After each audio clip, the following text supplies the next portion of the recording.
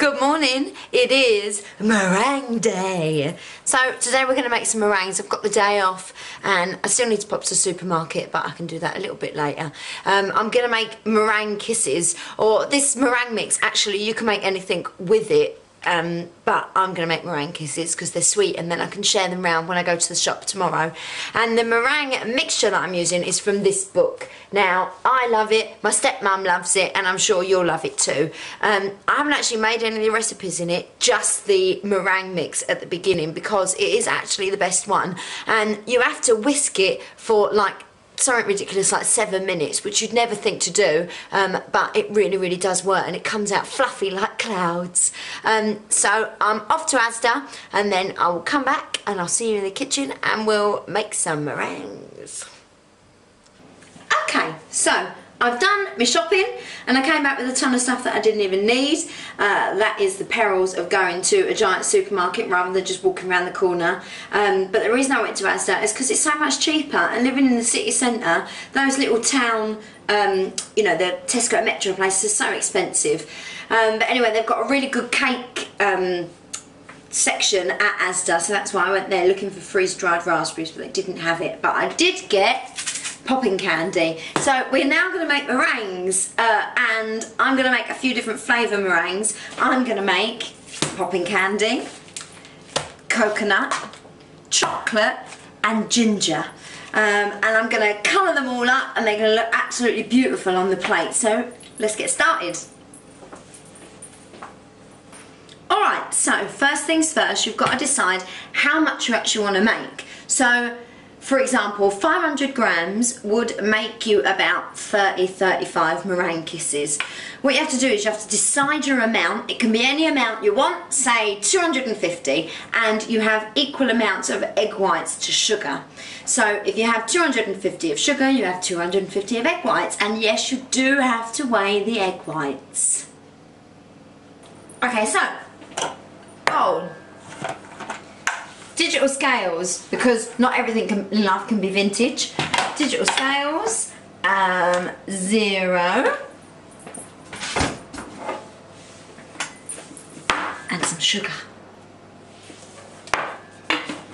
250 grams of sugar, and then you're going to heat it up in the oven, not till it caramelizes, just so it starts going a little bit, I don't even know what the word is, a little bit clear, a little bit gooey around the edges, and then it makes it much easier for it to dissolve into your egg whites. So just put some greaseproof paper on a tray in the oven at 200 degrees, and then just let it melt a little bit.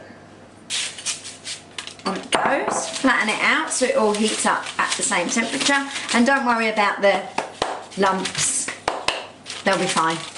Now then, everyone has their own special way of doing their egg whites, and there's loads of different ways, so I'll show you a few different ones. So I need 250 grams of egg whites because I've got 250 grams of sugar.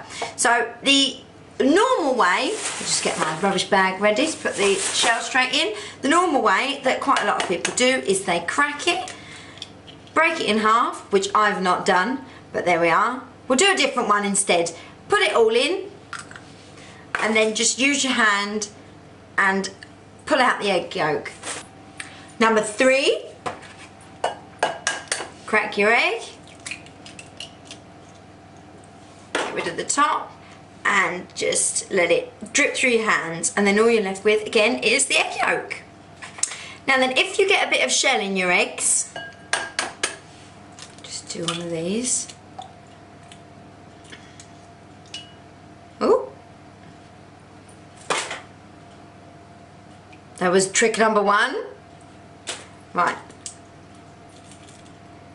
Shell in your eggs. Oh no! It's very easy to get rid of.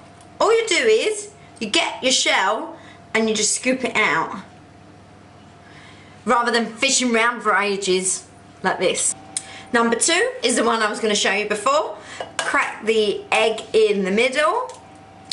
Let some pour out, and then pass your yolk between the 2 bits of shell until all the egg white is out, and all you're left with is the egg yolk. Okay, so I've got my warmed sugar and I've got my egg whites, equal quantities, just in case you forgot. And now I'm going to start whisking in my wonderful mixer. So all the egg whites go in.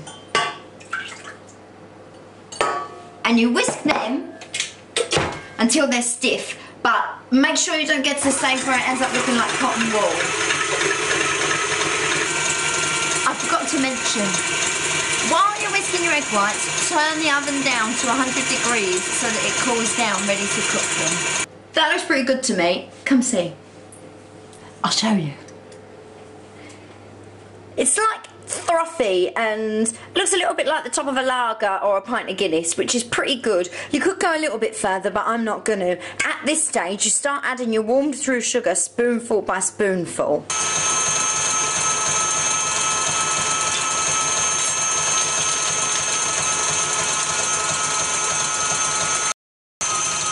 So leave that for between 5 and 7 minutes and make yourself a quick cup of tea.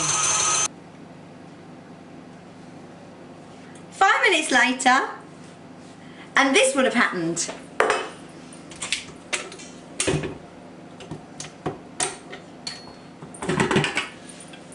It's a big, gooey, wonderful mess. And it tastes really good. So what it should feel like is like the middle of a walnut whip. You know, that very silky, marshmallowy texture, and when you run it through your fingers, get a big or a small blob, doesn't matter. When you run it through your fingers, it should feel very sticky, really thick, almost like shaving foam, and have no lumps in it or grit in it from the sugar at all. It's all completely dissolved. And from there you can do whatever you want with it. I'm going to make meringue kisses, but you could make a roulade, you could use that for a pavlova, anything you want.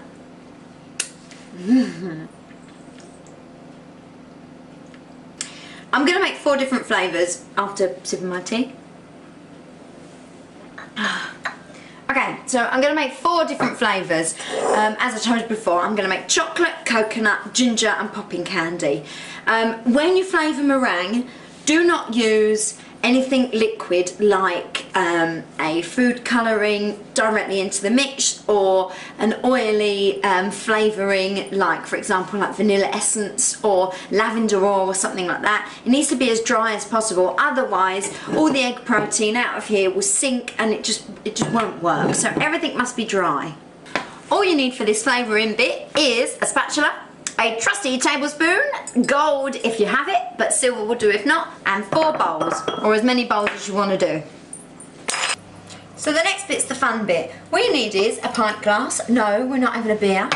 Some extra large piping bags, or you can make it with greaseproof paper, you know, where you make a cone around your hand, and then food colouring, as many as you like. And what we're going to do is, this is how we colour the meringues. You do not put food colouring in the meringue because it will totally ruin. What you do is, you get artistic and you paint the bag.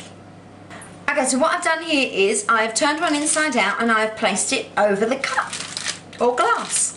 And then what I'm going to do is, I'm going to select my colour. So I'm going to do the ginger ones first, and I think I'm going to colour them orange just because it kind of matches.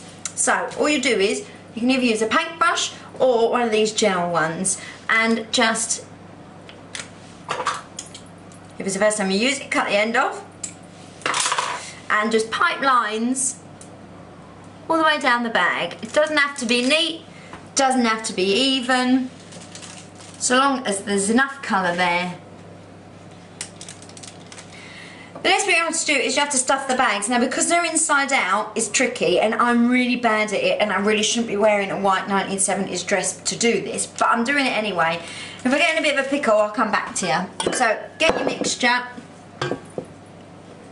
little bit by little bit, scoop it on, and then I think just sort of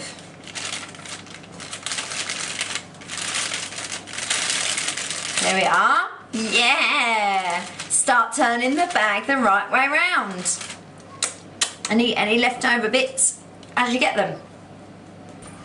Batch number 1, absolutely terrible shape, but they taste good, so they go in the oven for 30 to 40 minutes. And make sure it's on 100 degrees, because what you're really doing is you're really trying to dry them out rather than cook them. So in the oven, 100 degrees for 30 to 40 minutes. Or just eat them like this. Tip alert! If you're not using one of those silicone mats that I just used for my first batch, what you do is you get your grease proof. Doesn't matter if it's too big for the tray, because you don't have to be pretty and neat and tidy like everyone says. Get some of your leftover meringue mix on your finger, and then just blob it in the corners of the tray. And then stick that to it, and what that will do is it will stop it moving while you're doing your piping. More.